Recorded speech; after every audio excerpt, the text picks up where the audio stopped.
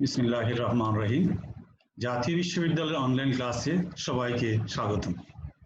করোনাকালীন শিক্ষা কার্যক্রম চলমান রাখার স্বার্থে জাতীয় বিশ্ববিদ্যালয়ের উদ্যোগে অনলাইন ক্লাসে সংযুক্ত হতে পেরে আমি আনন্দিত। সবাইকে স্বাস্থ্যবিধি মেনে চলার আহ্বান জানাচ্ছি। প্রিয় ছাত্রছাত্রীবৃন্দ, আজকে আমার বিষয় রাষ্ট্রবিজ্ঞান, বিষয় কোড 231-905, কোর্সের নাম দক্ষিণ এশিয়ার সরকার ও রাজনীতি, ভারত, পাকিস্তান, নেপাল, শ্রীলঙ্কা। Lecture number 7। লেকচারের শিরোনাম 1971 সালে পাকিস্তান ভঙ্গের কারণ। আর আমি শিক্ষক মোহাম্মদ কামাল হোসেন মজুমদার, সহযোগী অধ্যাপক 16তম বিসিএস, রাষ্ট্রবিজ্ঞান বিভাগ, সরকারি জিয়া মহিলা কলেজ, ফেনী। প্রথমে আছি প্রাথমিক বক্তব্য বা প্রাক কথা। ব্রিটিশ শাসন ভারতীয় উপমহাদেশের রাজনীতিতে উল্লেখযোগ্য অধ্যায় হিসাবে বিবেচিত। 200 বছরের শাসনের পরিসমাপ্তিতে 1947 সালের 14ই আগস্ট ধর্মভিত্তিক জাতীয়তাবাদের ভিত্তি ব্রিটিশ উপনিবেশিক শাসন থেকে মুক্তি লাভ করে। বাস্তব অবস্থা উপলব্ধি না করে সম্পূর্ণ ধর্মীয় চেতনার ভিত্তিতে পাকিস্তান রাষ্ট্র নামক রাষ্ট্রের জন্ম। এই রাষ্ট্রটির জন্ম এখানকার জনগণের জন্য অনেক দুর্ভোগ বয়ে নিয়ে আসে। অবাস্তব ও কাল্পনিক চিন্তা থেকে কায়েদে আজম মোহাম্মদ আলী জিন্নাহর দৃষ্টিভঙ্গি দ্বিজাতি তত্ত্বের ভিত্তিতে প্রতিষ্ঠিত এই রাষ্ট্র জন্ম লগ্ন থেকে প্রতিবার সমস্যা নিয়ে বিকশিত হতে থাকে। কারণ এ রাষ্ট্রের কর্ণধাররা ভারতের কর্ণধারদের মতো শিক্ষা দীক্ষা জ্ঞান গরিমায় ততটা বলিয়ান ছিলেন না। তাছাড়া পাকিস্তানি শাসকদের মধ্যে প্রবল দেশপ্রেমের অভাব ছিল। তারা জনকল্যাণের দিকে নজর না দিয়ে বরং তাদের কায়েমি স্বার্থ বজায় রাখার জন্য একটা নিজস্ব বলয় তৈরি করে রেখেছিল। রাষ্ট্র পরিচালনায় সাধারণ জনগণের প্রত্যক্ষ বা পরোক্ষ কোনো প্রবেশাধিকার ছিল না। জনগণের অংশগ্রহণকে তারা কোনো সময় ভালোভাবে দেখত না। বাঙালিরা যে স্বপ্ন নিয়ে পাকিস্তানের জন্মকে স্বাগত জানিয়েছিল, স্বপ্ন বাস্তবে রূপ লাভ করেনি। শাসনতন্ত্রে দেশের উভয় অঞ্চলের জন্য সাম্যনীতি গৃহীত হলেও তা বাস্তবে রূপ লাভ করেনি। ফলে বাঙালিরা বিভিন্ন কর্মসূচি ও আন্দোলনের মাধ্যমে স্বায়ত্ত শাসনের জন্য জোর দাবি জানাতে থাকে। এরূপ দাবির প্রেক্ষিতেই 1971 সালে মুক্তিযুদ্ধের মাধ্যমে পাকিস্তানে ভাঙ্গন ত্বরান্বিত হয়, স্বাধীন ও সার্বভৌম বাংলাদেশের অভ্যুদয় ঘটে। এবার আসছি আমরা এই প্রশ্নের বা টপিক্সের শিকনপল কি। পাকিস্তান ভাঙ্গনের প্রেক্ষিত তোমরা জানবে, পাকিস্তান ভঙ্গের কারণ সমূহ জানবে। তার মধ্যে প্রধান প্রধান কারণগুলো হচ্ছে ভৌগোলিক কারণ, সাংস্কৃতিক বৈষম্য, সামাজিক বৈষম্য, অর্থনৈতিক বৈষম্য, শিক্ষা ক্ষেত্রে বৈষম্য, রাজনৈতিক বৈষম্য, পূর্ব পাকিস্তানের জনগণের প্রতিক্রিয়া। পাকিস্তান ভাঙ্গার প্রেক্ষিত 1947 সালের 14 আগস্ট ধর্মভিত্তিক জাতীয়তাবাদের ভিত্তিতে ব্রিটিশ ঔপনিবেশিক শাসন থেকে মুক্তি লাভ করে পাকিস্তান নামক রাষ্ট্রটির জন্ম হয়েছিল। কিন্তু বাঙালি মুসলমানেরা যে স্বপ্ন সম্মুখে রেখে পাকিস্তানের জন্মকে স্বাগত জানিয়েছিল, সেই স্বপ্ন বিভিন্ন অবস্থানের প্রেক্ষিতে বাস্তবে রূপ লাভ করতে পারেনি।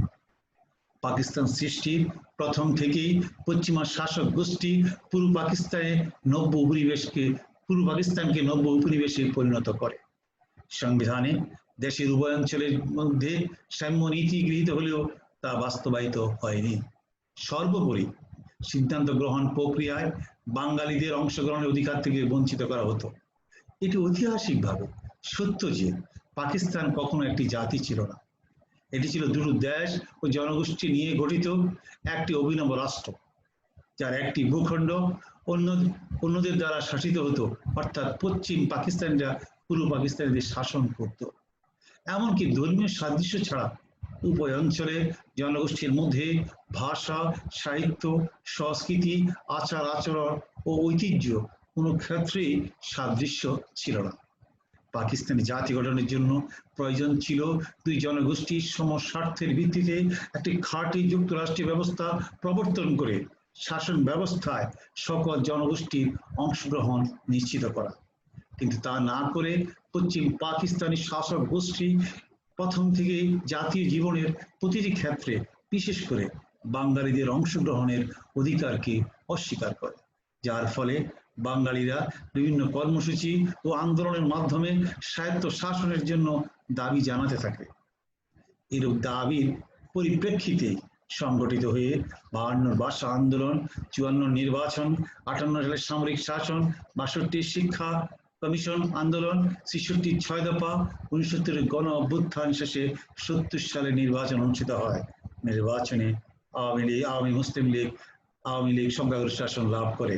অবশেষে 1971 সালে স্বাধীনতা সংগ্রামের সফল পরিণতিতে পাকিস্তান ভেঙে স্বাধীন বাংলাদেশের অভ্যুদয় ঘটে। পাকিস্তান ভেঙে যাওয়ার কারণ, জাতীয় জীবনের প্রতিটি ক্ষেত্রে বাঙালিদের অংশগ্রহণের ক্ষেত্রে বৈষম্যমূলক আচরণের জন্যই পাকিস্তান রাষ্ট্র ভেঙে গিয়েছিল। যে ধর্মীয় অনুভূতি নিয়ে পাকিস্তান সৃষ্টি হয়েছিল তা পাকিস্তানকে ঐক্যবদ্ধ রাখতে ব্যর্থ হয়। পাকিস্তান সৃষ্টির পর থেকে পশ্চিম পাকিস্তানি শাসক গোষ্ঠী পূর্ব বাংলাকে কলোনি হিসাবে মনে করে। তারা রাজনৈতিক, অর্থনৈতিক ও সাংস্কৃতিক দিক দিয়ে পূর্ব পাকিস্তানের জনগণকে ন্যায্য অধিকার থেকে বঞ্চিত রাখে। সেই কারণে পাকিস্তান ভেঙে গিয়েছিল। আর এর পিছনে যে কারণগুলো বিশেষভাবে সম্পৃক্ত রয়েছে আমি তোমাদের উদ্দেশ্যে এখন সেগুলো উপস্থাপন করছি। ভৌগোলিক দিক দিয়ে ব্যবধান, ভৌগোলিক দিক দিয়ে পাকিস্তান ছিল একটি অভিনব সৃষ্টি। পাকিস্তান উভয় অংশের মধ্যে 1400 মাইলের মতো ব্যবধান ছিল। মাঝখানে ছিল একটি বিদেশি রাষ্ট্র বা ভারত রাষ্ট্রের অবস্থান। অদ্ভুত ভৌগোলিক অবস্থা দ্বারা পাকিস্তান রাষ্ট্রটিকে দুটো পরস্পর বিরোধী ভাষাভাষী প্রদেশে বিভক্ত করে। সুতরাং এইসব দিক দিয়ে পূর্ব ও পশ্চিম পাকিস্তানের বৈষম্য হেতু ভাঙ্গন ত্বরান্বিত করে। সাংস্কৃতিক বৈষম্য, ভারত পূর্ব এবং পশ্চিম পাকিস্তানের মধ্যে সাংস্কৃতিক ক্ষেত্রে ব্যাপক বৈষম্য ছিল। এখন আমি সেই বৈষম্যগুলো তোমাদের উদ্দেশ্যে তুলে ধরছি। এক বা ক, ভাষা কেন্দ্রিক দ্বন্দ্ব। পাকিস্তানের পূর্ব পশ্চিম অংশের মধ্যে সর্বপ্রথম দ্বন্দ্বের সৃষ্টি হয় রাষ্ট্র ভাষাকে কেন্দ্র করে। পাকিস্তানে বিভিন্ন ভাষাভাষী জনগোষ্ঠী ছিল যথাক্রমে বাংলা 56.40%, পাঞ্জাবি 28.55%, পশতু 3.48, উর্দু 3.27, সিন্ধি 5.47, বেলুচ 1.29, বাকিরা অন্যান্য।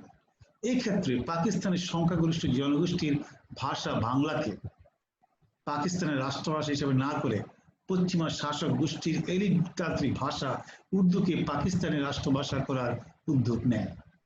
ফলে বাঙালিরা এর বিরুদ্ধে দুর্বার প্রতিরোধ গড়ে তোলে। তখন থেকেই ভাষা ভিত্তিক বাঙালি জাতীয়তাবাদী চেতনা গড়ে উঠতে থাকে এবং জনগণকে চূড়ান্ত যুদ্ধে অংশগ্রহণে উদ্বুদ্ধ করে। খ, ভাষাগত সংস্কারের মাধ্যমে নির্যাতন। তৎকালীন পাকিস্তানি সরকার উর্দুকে রাষ্ট্রভাষা করার অপচেষ্টা করার পাশাপাশি বাংলা বর্ণমালাকে সংস্কার এবং বিদেশি ভাষায় বাংলা ভাষা রূপান্তরের ব্যর্থ চেষ্টা চালায়। এক্ষেত্রে 47 সালে আরবি হরফে বাংলা লেখার পদক্ষেপ নেয়। বয়স্ক ছাত্রদের বিনামূল্যে আরবি লেখা বাংলা বই পড়ানো হয়। 1949 সালে ভাষা কমিটি গঠনের পর তারা 1.5 বছর ধরে দীর্ঘ ই, রস্ব, রি, শল্লি, ওই, উম, ইয়, ম, মদিনাস, ঢ, ক্ষীয়, খণ্ডত, বিসর্গ বর্ণ বাদ দিয়ে এজ বর্ণ যুক্ত করার পরামর্শ দেয়। 1968 সালে পুনরায় রোমান হরফে বাংলা লেখার উদ্যোগ গ্রহণ করে। বাংলা ভাষা সাহিত্য সংস্কৃতির বিরুদ্ধে তাদের গৃহীত পদক্ষেপগুলো কেবল বাঙালি সংস্কৃতির ভিত্তিমূলে আঘাত নয়, বরং পশ্চিমা গোষ্ঠীর এক দৃষ্টতাও বটে। তাই ভাষার প্রশ্নে বাঙালিরা পাকিস্তানিদের সাথে আপোষ করেনি এবং ভাষার অধিকার, মাতৃভাষা পাঠনের আন্দোলনে তারা শরিক হয়েছে। গ, প্রকাশনার উপর নিষেধাজ্ঞা জারি। পূর্ব বাংলার যেসব প্রকাশনা সরকারের বিরুদ্ধাচরণ করে সরকার সেসব প্রকাশনা বন্ধ ঘোষণা করে। 1966 সালে ইত্তেফাক সহ প্রগতিশীল পত্রিকার প্রকাশনা নিষিদ্ধ ঘোষণা করে। 1969 সালে ইয়াহিয়া খানের চক্রান্তে বাংলা ভাষার কতগুলি পুস্তক বাজেয়াপ্ত করা হয় এবং একটি প্রকাশনা বন্ধ করে দেওয়া হয়। যারা পাকিস্তানি শাসক গোষ্ঠীর অন্যায় অত্যাচার শোষণের বিরুদ্ধে লিখেছে সে সকল পত্রিকাগুলি বন্ধ করে বা ব্যান করে দিয়েছিল। রবীন্দ্র বিদ্বেষী মনোভাব। বাংলা ভাষাকে শ্রুতি মধুর করার ক্ষেত্রে যে কয়েকজন মনীষী অবদান রেখেছেন তাদের মধ্যে নজরুল, রবীন্দ্রনাথ অন্যতম। রবীন্দ্রনাথের নসরাবলী, গান, নাটক, উপন্যাস, চলচ্চিত্র বাংলা বিকাশের ক্ষেত্রে যথেষ্ট ভূমিকা পালন করেছে। পাকিস্তানি সাম্প্রদায়িক সরকার রবীন্দ্র রচনাবলীর প্রতি ক্ষুব্ধ মনোভাব প্রকাশ করে। 1965 সালে বাগবারত যুদ্ধের সময় রবীন্দ্রসঙ্গীত বেতার টেলিভিশনে নিষিদ্ধ ঘোষণা করেন। বস্তুত রবীন্দ্র রচনায় আঘাত দিয়ে সরকার বাঙালি সংস্কৃতিকে আঘাত দেন, কিন্তু বাঙালিরা পাকিস্তানিদের এমন আঘাত সহ্য করেনি, বরং রবীন্দ্রনাথকে এবং তার দর্শনকে, তার চিন্তা চেতনাকে, তার লেখনীকে আরো অধিকতরভাবে গ্রহণ করে বাস্তবায়নের জন্য সচেষ্ট থেকে পশ্চিম পাকিস্তানের বিরুদ্ধে তাদের আন্দোলনকে জোরদার করেছিল। সামাজিক ক্ষেত্রে বৈষম্য। পাকিস্তানের দুই অংশের সমাজ কাঠামোয় সামাজিক জীবনধারা ছিল সম্পূর্ণ ভিন্ন ধরনের। একই দেশে অধিবাসী হওয়া সত্ত্বেও ভাষা, সাহিত্য, আচার আচরণ, পোশাক, পরিচয়, আহার বিহার, আবেগ, অনুভূতি, এক কথায় সামাজিক জীবনের সকল ক্ষেত্রে তারা আলাদা ছিল। তাদের মধ্যে কোনো মিল ছিল না। ওই অংশের জনগণের মধ্যে মিল বা মিলনের একমাত্র বাহন ছিল ধর্ম। কিন্তু এই ধর্মকে পশ্চিম পাকিস্তানি শাসক গোষ্ঠী তাদের স্বার্থ সিদ্ধির হাতিয়ার হিসাবে ব্যবহার করে। ফলে পাকিস্তান রাজনীতি সাম্প্রদায়িকতার বিষ বাষ্প থেকে পূর্ব পাকিস্তানের সমাজ ব্যবস্থায় ধর্ম নিরপেক্ষতার জন্ম দেয়। পশ্চিম পাকিস্তানের ধর্মের ক্ষেত্রে অন্ধত্ব, গোড়ামি গ্রহণকে পূর্ব পাকিস্তান গ্রহণ না করে তারা সকল ধর্মের সুযোগ সম্বলিত ধর্ম নিরপেক্ষতার নীতিকে গ্রহণ করেছিল। পশ্চিম পাকিস্তানের মুসলিম শাসক গোষ্ঠী বাঙালিদের পুরোপুরি মুসলমান মনে করত না। এ ভ্রান্ত প্রয়াসে বাঙালিদের খাঁটি মুসলমান বানাবার উদ্দেশ্যে উর্দুকে তাদের উপর চাপিয়ে দিয়েছিল। বাঙালিরা এহেন ঘৃণ্য প্রচেষ্টাকে ভাষা আন্দোলনের মাধ্যমে রুখে দেয়। এর পিছনে যে কারণগুলো হলো সেগুলো তোমার উদ্দেশ্যে আমি আলোচনা করছি। নিত্য প্রয়োজনীয় পণ্য। সামাজিক ক্ষেত্রে দুই অঞ্চলের মধ্যে নিত্য প্রয়োজনীয় দ্রব্যাদির ক্ষেত্রে ব্যাপক পার্থক্য বজায় রাখত। যেমন বাঙালিরা যাতে তাদের সীমিত আয় দিয়ে পণ্য সামগ্রী ক্রয় করে তাদের সামাজিক বা চাহিদা পূরণ করতে না পারে। পশ্চিম পাকিস্তানের চালের দাম ছিল 18 টাকা আর পূর্ব পাকিস্তানের চালের মন ছিল 50 টাকা। পশ্চিম পাকিস্তানের গমের দাম ছিল মন প্রতি 10 টাকা, পূর্ব পাকিস্তানের 35 টাকা, যাতে করে বাঙালিরা ক্রয় করতে না পারে এবং বেঁচে থাকতে না পারে। অবকাঠামোগত। রাস্তাঘাট, স্কুল, কলেজ, অফিস, আদালত, হাসপাতাল, ডাকঘর, টেলিফোন, টেলিগ্রাফ, বিদ্যুৎ প্রভৃতি ক্ষেত্রে বাঙালিদের তুলনায় পাকিস্তানিরা বেশি সুযোগ সুবিধা ভোগ করত। আবার বিভিন্ন সমাজ কল্যাণমূলক প্রতিষ্ঠান গড়ে উঠেছিল পশ্চিমাদের সেবার লক্ষ্যে। যুব সমাজের উন্নতির জন্য পূর্ব পাকিস্তানে কোনো পদক্ষেপ গৃহীত হয়নি। সামাজিক সেবামূলক কার্যক্রমে পূর্ব পাকিস্তান এবং পশ্চিম পাকিস্তানের মধ্যে ব্যাপক বা বিস্তর ব্যবধান ছিল। পশ্চিম পাকিস্তানের জনসংখ্যা ছিল 5,50,00,000, পূর্ব পাকিস্তানের জনসংখ্যা ছিল 7,50,00,000। পশ্চিম পাকিস্তানিদের জন্য ডাক্তার ছিল 12,400 জন আর পূর্ব পাকিস্তানের জন্য ছিল 7,600 জন।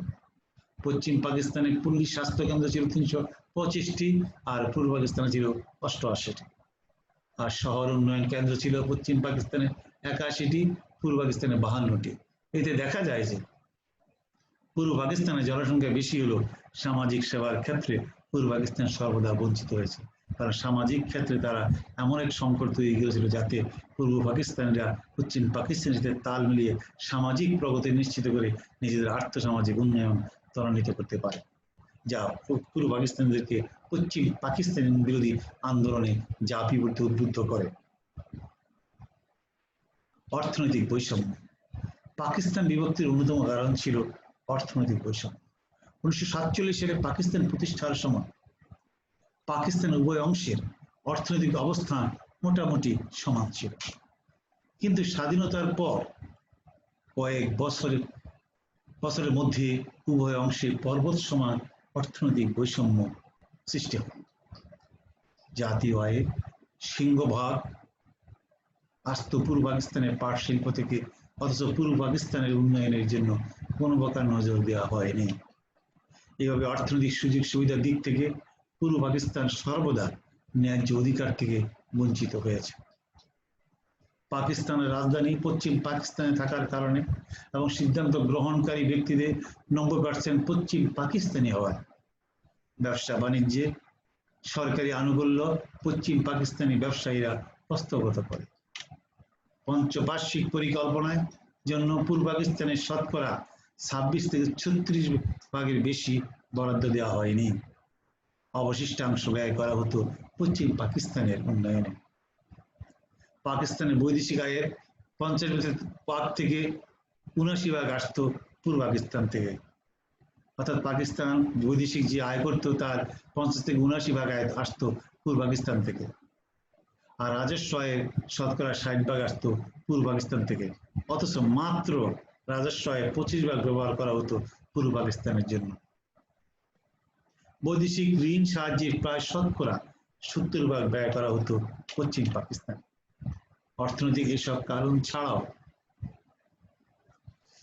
আরো অনেকগুলো বিষয় রয়েছে যা পাকিস্তানের 24 বছরের ইতিহাস পর্যালোচনা করলে স্পষ্ট হয়ে ওঠে। সমগ্র জাতীয় শিল্প সম্পদের শতকরা 60 ভাগেরও বেশি ছিল পশ্চিমা শাসক গোষ্ঠীর 22 পরিবারের নিয়ন্ত্রণাধীনে। তাছাড়া ব্যাংক ও বীমা শিল্পের শতকরা 75 থেকে 80 ভাগের মালিকানা ছিল পশ্চিম পাকিস্তানি ব্যবসায়ীদের হাতে। ব্যবসা বাণিজ্য লাইসেন্স, পারমিট এবং বৈদেশিক আমদানি রপ্তানির ক্ষেত্রে সকল সুবিধা পশ্চিম পাকিস্তানি ব্যবসায়ীরাই ভোগ করত। প্রথম পঞ্চবার্ষিকী অর্থনৈতিক পরিকল্পনায় পূর্ব পাকিস্তানের জন্য ব্যয় ধরা হয়েছিল সমগ্র বিনিয়োগের মাত্র 26%, দ্বিতীয় পরিকল্পনায় 32%, তৃতীয় পরিকল্পনায় 36%। পরিকল্পনা প্রণয়নের ক্ষেত্রে বাঙালিদের অংশগ্রহণের অভাবে পাকিস্তানের উভয় অংশের মধ্যে দ্বন্দ্ব বিরোধ অবিসম্ভাবী হয়ে ওঠে। চূড়ান্ত পর্যায়ে পূর্ব পাকিস্তানের জনগণ পশ্চিম পাকিস্তানের শাসকদের বিরুদ্ধে সংগ্রামে লিপ্ত হয়। পরিণামে পাকিস্তানের ভাঙ্গন ত্বরান্বিত হয়, অর্থাৎ অর্থনৈতিক ক্ষেত্রে পাকিস্তানিরা শতকরা 70 থেকে 70% সম্পদ পশ্চিম পাকিস্তানের সার্বিক অর্থনৈতিক কার্যক্রমে ব্যবহৃত হইলেও পূর্ব পাকিস্তানের মাত্র 30 থেকে 35 ভাগ ব্যবহৃত হয়েছে। ফলে এই অঞ্চলে শিল্প বাণিজ্য থেকে শুরু করে সর্বক্ষেত্রে তারা পশ্চাৎপদ ছিল, যার ফলে এই অঞ্চলের অর্থনৈতিক উন্নতি না হয়ে অবনতির দিকে ধাবিত হয়েছিল। সামরিক ক্ষেত্রে বৈষম্য। সামরিক ক্ষেত্রেও বাঙালিদের অংশগ্রহণ ছিল অত্যন্ত সীমিত। অফিসার ও সৈনিকদের অধিকাংশ ছিল পশ্চিম পাকিস্তানি। ফলে পূর্ব পাকিস্তানের নিরাপত্তার প্রশ্ন বরাবরই ছিল উপেক্ষিত। 1965 সালে পাক ভারত যুদ্ধে পূর্ব পাকিস্তানের জনগণের কোনো নিরাপত্তা ব্যবস্থা ছিল না। সশস্ত্র বাহিনীর সকল দপ্তর পশ্চিম পাকিস্তানে ছিল। নিচে পূর্ব ও পশ্চিম পাকিস্তানের সামরিক অফিসারদের ক্ষেত্রে যে বৈষম্য সেটি তুলে ধরছি। সারণী 1, পদস্থ অফিসার পূর্ব পাকিস্তান ও পশ্চিম পাকিস্তান। সেনাবাহিনীর ক্ষেত্রে পূর্ব পাকিস্তানে ছিল 14 জন, পশ্চিম পাকিস্তানে ছিল 894 জন অফিসার ছিল। নৌবাহিনীর ক্ষেত্রে অফিসার ছিল 7 জন, পশ্চিম পাকিস্তানে 593 জন। বিমান বাহিনীর ক্ষেত্রে পূর্ব পাকিস্তানের পদস্থ অফিসার ছিল 60 জন, পশ্চিম পাকিস্তানে ছিল 640 জন। সারণী 2, সামরিক পদমর্যাদার ব্যক্তিদের পার্সেন্টেজ। পদবি: পশ্চিম পাকিস্তান অফিসারের সংখ্যা, পূর্ব পাকিস্তান অফিসারের সংখ্যা, পূর্ব পাকিস্তানের শতকরা হার। লেফটেন্যান্ট জেনারেল ছিল পশ্চিম পাকিস্তানে 3 জন, পূর্ব পাকিস্তানে 0, শতকরা হার 0। যে মেজর জেনারেল ছিলেন পশ্চিম পাকিস্তানে 20 জন, পূর্ব পাকিস্তান 0, শতকরা হার 0। ব্রিগেডিয়ার জেনারেল ছিলেন পশ্চিম পাকিস্তান 34, পূর্ব পাকিস্তান 1 সমান 2.85%। কর্নেল ছিল পশ্চিম পাকিস্তান 49, পূর্ব পাকিস্তান 2, পার্সেন্টেজ শতকরা 2। লেফটেন্যান্ট কর্নেল ছিলেন পশ্চিম পাকিস্তান 198 জন, পূর্ব পাকিস্তান 2 জন। পূর্ব পাকিস্তানের শতকরা হার ছিল 1.33। মেজর পশ্চিম পাকিস্তান ছিলেন 590 জন, পূর্ব পাকিস্তান ছিলেন 10 জন, মোট ছিলেন 1.66%।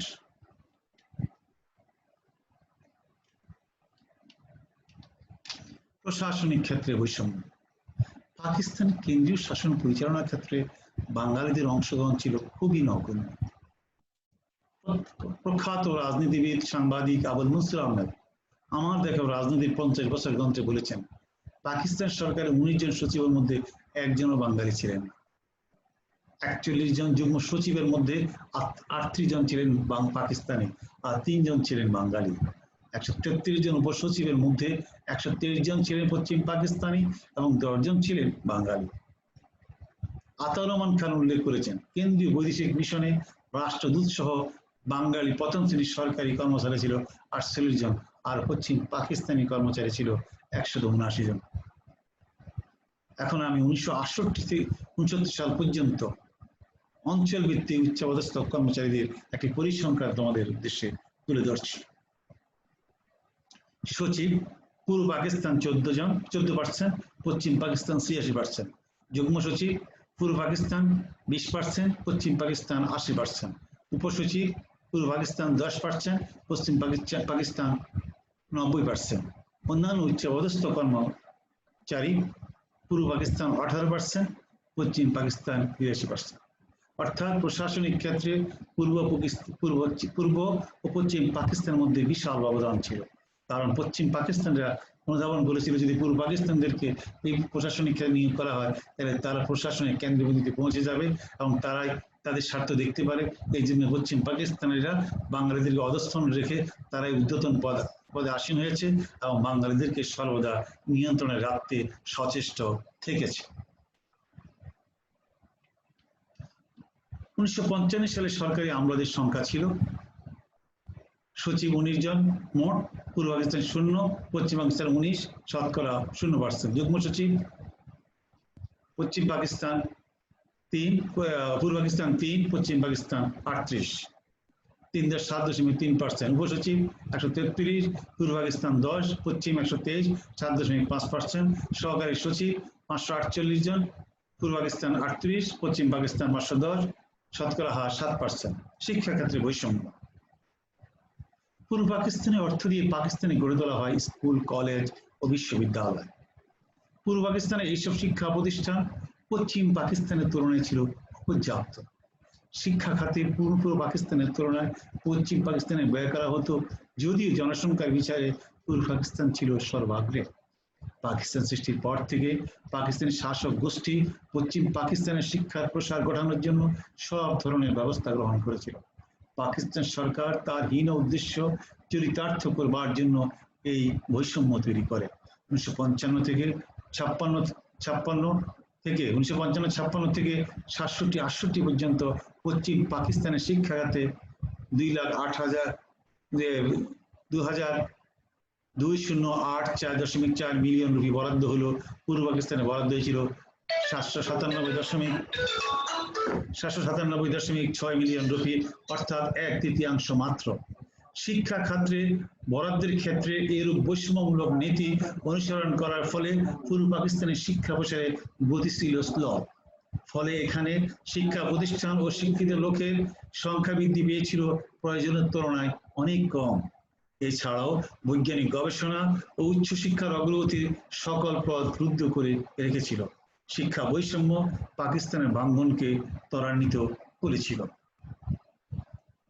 1958 সালে আইয়ুব খান ক্ষমতায় এসে ডিসেম্বর মাসে পশ্চিম পাকিস্তানের শিক্ষা সচিব এস.এম. শরীফের নেতৃত্বে একটি শিক্ষা কমিশন গঠন করেন। কমিশন 60 সালে রিপোর্ট পেশ করেন, রাজনীতির ছাত্রদের সক্রিয় অংশগ্রহণের তথ্য প্রদান করেন, শিক্ষার সংকোচন নীতি শুরু করেন এবং প্রতিটি স্কুলে 60% অর্থ সংগৃহীত হবে ছাত্র বেতন থেকে, 20% ব্যবস্থাপনা কমিটি নির্বাহ করবে। উচ্চশিক্ষার ক্ষেত্রেও সরকার এই নীতি অনুসরণ করবে। সার্বিকভাবে পূর্ব পাকিস্তানের তুলনায় পশ্চিম পাকিস্তানিদের শিক্ষিত করে তোলার মাধ্যমে শাসক ও শাসক শ্রেণী গড়ে তোলার উদ্দেশ্যে পশ্চিম পাকিস্তানিদের লক্ষ্য ছিল। তাদের বয় ছিল বাঙালিরা শিক্ষিত হলে চাকরি সহ প্রশাসনের সকল ক্ষেত্রে এবং দেশ শাসনে অংশীদারিত্ব দাবি করবে। এই জন্য পূর্ব পাকিস্তান নিরক্ষরতা দূরীকরণে কোনো গুরুত্বপূর্ণ পদক্ষেপ গ্রহণ করেনি। 1947 সালে পূর্ব পাকিস্তান স্কুলগুলোতে শিক্ষার্থীর সংখ্যা ছিল পশ্চিম পাকিস্তানের তুলনায় দ্বিগুণ। 1947 থেকে 1968 পর্যন্ত এই 20 বছরে শিক্ষার্থীর সংখ্যা পূর্ব পাকিস্তানে বৃদ্ধি পেয়েছে 5 গুণ আর পশ্চিম পাকিস্তানে বৃদ্ধি পেয়েছে 30 গুণ। অর্থাৎ উভয় অঞ্চলের মধ্যে শিক্ষাক্ষেত্রে ব্যাপক বৈষম্য ত্বরান্বিত হয়েছিল বা ব্যাপক বৈষম্য তৈরি করেছিল। বৈষম্যময় কৃষি উন্নয়ন, কৃষি উন্নয়নের ক্ষেত্রে সরকারি অর্থ বন্টনের ক্ষেত্রে কৃষি প্রধান অঞ্চল হিসাবে পূর্ব পাকিস্তানের বদলে পশ্চিম পাকিস্তানকে অনুগ্রহ করেছে। কৃষিক্ষেত্রে ট্রাক্টর বন্টনে পশ্চিম পাকিস্তানের জন্য দেওয়া হয় 20,069টি আর পূর্ব পাকিস্তানের জন্য দেওয়া হয়েছে 1,825টি। এই দেশের কৃষকদের ঋণ দেওয়া হয় সমবায় সমিতির মাধ্যমে এবং কৃষি ব্যাংকের মাধ্যমে। 1947-48 সালে সমবায় সমিতির মাধ্যমে বাংলাদেশে 20 লক্ষ টাকা ঋণ প্রদান করেছিল। 1960 সাল পর্যন্ত পশ্চিম পাকিস্তানে কৃষিতে ঋণ দেওয়া হয়েছিল 21,50,00,000 টাকা, কিন্তু পূর্ব পাকিস্তানকে দেওয়া হয় মাত্র 1,32,00,000 টাকার কিছু বেশি মাত্র। অর্থাৎ পূর্ব পাকিস্তানের কৃষি উন্নয়নের জন্য তেমনটা অর্থ বরাদ্দ করেনি। যেই পরিমাণ অর্থ বরাদ্দ করা হয়েছে তার শতকরা 1% কৃষকের চাহিদা পূরণ করাও সম্ভব ছিল না, কারণ তাদের মূল উদ্দেশ্য ছিল পূর্ব পাকিস্তান যাতে কৃষিতে স্বাবলম্বিতা অর্জন করতে সক্ষম না হয়, তাই তারা কৃষিক্ষেত্রে ঋণ এবং আনুষঙ্গিক সুযোগ সুবিধার ক্ষেত্রে সর্বদা বৈরী মনোভাব পোষণ করে এসেছে। রাজনৈতিক ক্ষেত্রে বৈষম্য, সংখ্যাগরিষ্ঠ পাকি বাঙালিদের রাজনৈতিক ক্ষেত্রে অংশগ্রহণ ছিল আরো দুর্ভাগ্যজনক। কেন্দ্রীয় আইন পরিষদ বা গণপরিষদে বাঙালিদের যথাযথ প্রতিনিধিত্ব ছিল না। একমাত্র সোহরাওয়ার্দীর মন্ত্রিসভা বাঙালিদের প্রতিনিধিত্ব করলেও কুচক্রী পাকিস্তানি শাসক গোষ্ঠী সোহরাওয়ার্দীকে ক্ষমতায় থাকতে দেয়নি। মূল এবং সংশোধিত লাহোর প্রস্তাবে অঙ্গরাজ্যগুলোর স্বায়ত্তশাসনের কথা বলা হয়েছিল, কিন্তু পাকিস্তানি শাসক গোষ্ঠী প্রদেশের স্বায়ত্তশাসনের নীতি পরিহার করে শক্তিশালী কেন্দ্রীয় সরকার গঠন করে। তারা গণতান্ত্রিক মূল্যবোধকে পদধূলিত করে, ফলে বাঙালিদের মনে পাকিস্তানের প্রতি বিতৃষ্ণার মনোভাব জন্ম নেয়। 10. পূর্ব পাকিস্তানের জনগণের প্রতিক্রিয়া। সামাজিক, রাজনৈতিক, অর্থনৈতিক, সাংস্কৃতিক, প্রশাসনিক ক্ষেত্রে বাঙালিদের ন্যায্য অধিকার উপেক্ষিত হওয়ার ফলে তাদের মনে পশ্চিম পাকিস্তানের বিরুদ্ধে তীব্র ক্ষোভের সৃষ্টি হয়, যা বাঙালিদের মধ্যে তীব্র স্বাতন্ত্র্যবোধ ও স্বাধীনতা আদায়ের ঐক্যবদ্ধ চেতনার জন্ম দেয়। এই চেতনা শেষ পর্যন্ত বাঙালিদের মধ্যে জাতীয়তাবাদী চেতনার জন্ম দেয় এবং বাঙালিরা কয়েকটি ঐতিহাসিক পর্যায় অতিক্রম করে স্বাধীন সার্বভৌম বাংলাদেশের অভ্যুদয় ঘটায়। এবার আমি পূর্ব পাকিস্তানের জনগণের যে প্রতিক্রিয়া পাকিস্তান বাংলার পিছনে ছিল সেই প্রতিক্রিয়ার কারণগুলো পর্যায়ক্রমে তোমাদের উদ্দেশ্যে আলোচনা করছি। ক. ভাষা আন্দোলন। পশ্চিম পাকিস্তানিদের অন্যায় আচরণের বিরুদ্ধে বাঙালি জাতীয়তাবাদের প্রথম প্রকাশ ঘটে ভাষা আন্দোলনের প্রশ্ন। 47 সালে পাকিস্তান প্রতিষ্ঠার পর কায়েদ আজম মোহাম্মদ আলী জিন্নাহ ঢাকার রেসকোর্স ময়দানে ঘোষণা করেছিলেন, Urdu shall be the state language of Pakistan. একই দিন কার্জন হলে একই কথার পুনর্বার উচ্চারণ করলে ঢাকা বিশ্ববিদ্যালয়ের ছাত্র সমাজ তীব্র প্রতিবাদ করেছিল। পাকিস্তানি শাসক গোষ্ঠীর এই ঘোষণাকে বাঙালিরা তীব্রভাবে প্রতিবাদ জানায়। 52 আর 21 ফেব্রুয়ারি বাংলা ভাষাকে অন্যতম রাষ্ট্রভাষা করার জন্য রাষ্ট্রভাষা সংগ্রাম পরিষদের নেতৃত্বে দুর্বল আন্দোলন সংগঠিত হয় এবং আন্দোলনে ঢাকা বিশ্ববিদ্যালয়ের ক্যাম্পাসে বরকত, সালাম, রফিক বরকত সালাম, রফিক, জব্বার সহ আরো অনেকেই শহীদ হয়েছিলেন। তাদের অবদান বাঙালিদের মধ্যে জাতীয় চেতনা, ঐক্যের জন্ম দেয়। নারী পুরুষ নির্বিশেষে সকল মানুষ আন্দোলনে শরিক হয়। ভাষা আন্দোলনের পথ বেয়ে বাঙালিরা স্বাধীনতার অগ্নিমন্ত্রে দীক্ষিত হয়। 54 সালের নির্বাচন। 1954 সালের নির্বাচনকে ঘিরে বাঙালি জাতীয়তাবাদ আরো সুসংগত হয়। ভাষা আন্দোলনের চেতনাকে সামনে রেখে বাঙালিরা ঐতিহাসিক 21 দফাকে কেন্দ্র করে শেরে বাংলা একে ফজলুল হক, হোসেন শেখ সোহরাওয়ার্দী, মাওলানা ভাসানীর নেতৃত্বে ঐক্য ফ্রন্ট গঠিত হয় এবং তার নেতৃত্বে তারা নির্বাচনে অংশগ্রহণ করে এবং কয়েকটি আসন বাদ দিয়ে অধিকাংশ সকল আসনে বিজয়ী হতে সক্ষম হয়েছিল। আর এতে প্রমাণিত হয়ে যায় আর পূর্ব পাকিস্তানের জনগণ পশ্চিম পাকিস্তানের শাসক গোষ্ঠীকে স্বীকার করে না। এতে মুসলিম লীগের পরাজয় হয় আর বাঙালিদের বিজয় সূচিত হয়েছিল। আইয়ুব বিরোধী আন্দোলন। ইস্কান্দার মির্জার সামরিক শাসনের মাধ্যমে সোহরাওয়ার্দী মন্ত্রিসভাকে বাতিল করেন এবং সামরিক শাসন জারি করেন। 1 মাসের ব্যবধানে 1958 সালে অক্টোবর মাসে আইয়ুব খান সরকার সামরিক শাসনের মাধ্যমে ক্ষমতায় আসেন। আর এই সামরিক শাসন জারির মাধ্যমে সামরিক শাসন জারির বিরুদ্ধে বাঙালিরা প্রতিবাদ মুখর হয়ে ওঠে। তবে এই সময় রাজনৈতিক কর্মকাণ্ড নিষিদ্ধ ও দলীয় নেতা কর্মীদের গ্রেপ্তার করার ফলে আন্দোলন স্তীমিত হয়ে পড়েছিল। পাকিস্তানি স্বৈর শাসনের বিরুদ্ধে পূর্ব বাংলার জনগণের বড় ধরনের আন্দোলন গড়ে ওঠে 1962 সালে। আইয়ুব খান পূর্ব বাংলার কোন প্রতিনিধির অংশগ্রহণ ছাড়াই মন গড়ার সংবিধান বাঙালিদের উপর চাপিয়ে দিতে চাইলে আন্দোলন নতুন গতি লাভ করে। কারণ এই সংবিধানকে বাঙালিরা মেনে নেয়নি, কারণ এই সংবিধান আইয়ুব খানের স্বার্থ রক্ষার সংবিধান ছাড়া আর কিছুই ছিল না। 62 সালে শিক্ষা কমিশন বিরোধী আন্দোলন। 1962 সালে তৃতীয় উত্তেজনার ঘটনা ছিল শিক্ষা কমিশনের রিপোর্ট। আইয়ুব খান আলিগড় বিশ্ববিদ্যালয়ের প্রাক্তন শিক্ষক SM শরীফকে প্রদান করে একটি শিক্ষা কমিশন গঠন করে। এই শিক্ষা ব্যবস্থায় কতগুলো হঠকারী নীতি সুপারিশ করা হয়, যেমন অবৈতনিক শিক্ষা বাতিল, আরবি হরফে বাংলা চালু ইত্যাদি। এসব কর্মকাণ্ডের বিরুদ্ধে আন্দোলন হিসেবে বাধ্য হয়ে সরকার এই কমিশনের সুপারিশ বাতিল করতে বাধ্য হয়। শরীফ ও আজেদ সহ অনেকে এই আন্দোলনে মৃত্যুবরণ করেছিল, শহীদ হয়েছিল। 6 দফা আন্দোলন। আইয়ুব শাসন আমলে পূর্ব পাকিস্তানের প্রতি বৈষম্যের মাত্রা বেড়ে গেলে বাঙালিরা তাদের ন্যায্য অধিকার আদায়ের জন্য শেখ মুজিবুর রহমান ঐতিহাসিক 6 দফা কর্মসূচি ঘোষণা করেন।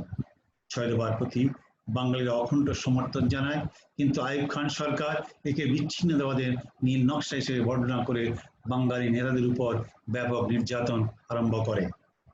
ফলে বাঙালিরা বুঝতে পারে পাকিস্তানিদের শাসনাধীনে তাদের ন্যায্য অধিকার প্রতিষ্ঠা করা বা সংরক্ষণ করা সম্ভব নয়। 69 গণ অভ্যুত্থান।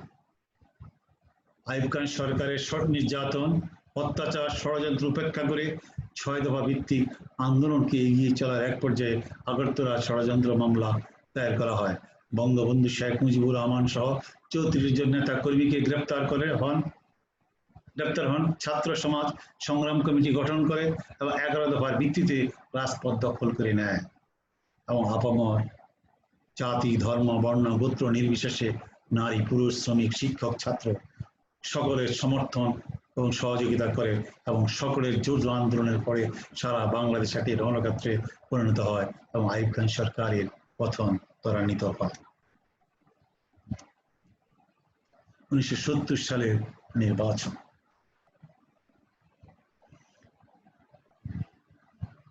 আইয়ুব খান সরকারের পতনের পর ইয়াহিয়া ক্ষমতায় অধিষ্ঠিত হন। তিনি লিগ্যাল ফ্রেমওয়ার্ক অর্ডারের অধীনে নির্বাচন অনুষ্ঠানের ডাক দেন।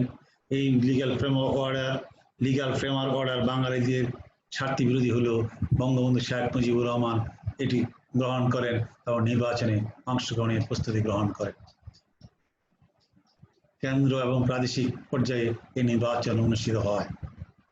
1971 সালের 16 ডিসেম্বর বিশ্বের এই নির্বাচনে আওয়ামী লীগ সংখ্যাগরিষ্ঠ আসন লাভ করেন এবং ক্ষমতায় যাওয়ার জন্য রাষ্ট্রপতির নিকট আবেদন করেছিলেন, কিন্তু পশ্চিমা শাসক গোষ্ঠী ক্ষমতা হস্তান্তর করতে অস্বীকার করে এবং বঙ্গবন্ধু 7ই মার্চ ঐতিহাসিক ঘোষণা দেন এবং 26 মার্চ স্বাধীনতার ঘোষণা দেন এবং সেই ঘোষণার ভিত্তিতে দীর্ঘ 9 মাস যুদ্ধ শেষে 30 লক্ষ প্রাণ এবং 2 লক্ষ মা বোনের ইজ্জতের বিনিময়ে 1971 সালের 16 ডিসেম্বর প্রতিষ্ঠিত হয় স্বাধীন ও সার্বভৌম বাংলাদেশ।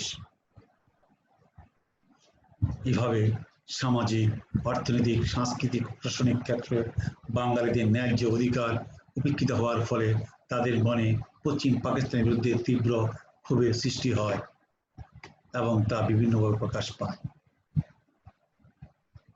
বিশেষ করে উল্লেখ্য যে মূল্যায়ন করতে গেলে যদি বলা হয়, পাকিস্তানের 24 বছরের শাসনামলে বাঙালিরা সামাজিক, রাজনৈতিক, অর্থনৈতিক, সাংস্কৃতিক, শিক্ষা সহ সকল ক্ষেত্রে তাদের যুক্তিসঙ্গত অধিকার ও সুযোগ সুবিধা থেকে বঞ্চিত হয়েছে।